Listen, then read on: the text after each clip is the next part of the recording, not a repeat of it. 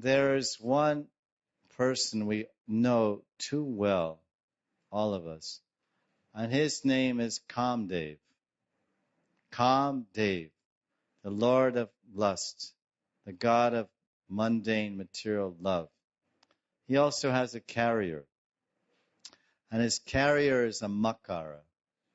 A makar is a sea creature, like a fish, generally described as something like a dolphin, but very unique, aquatic animal. So he moves in the water, carrying the god of lust.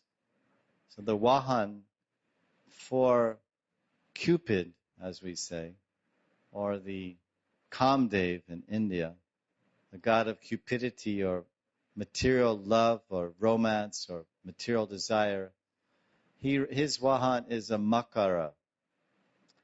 So when we hear Krishna's Sringar being described and read about it in Shastra or see in paintings, Krishna is always characteristically wearing Makar Kundala. Because it's symbolic, it means something, that Krishna and Krishna alone is the only Kamadev, Aprakrita Kamadev. Madan Mohan, Sri Krishna. Manmata Manmata Sham.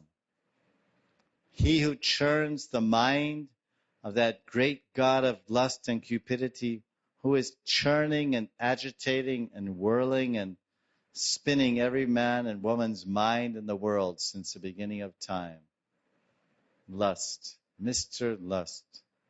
He rides on Makar. Krishna wears Makar Kundal because he is the original god of spiritual romance, spiritual amor, and divine love.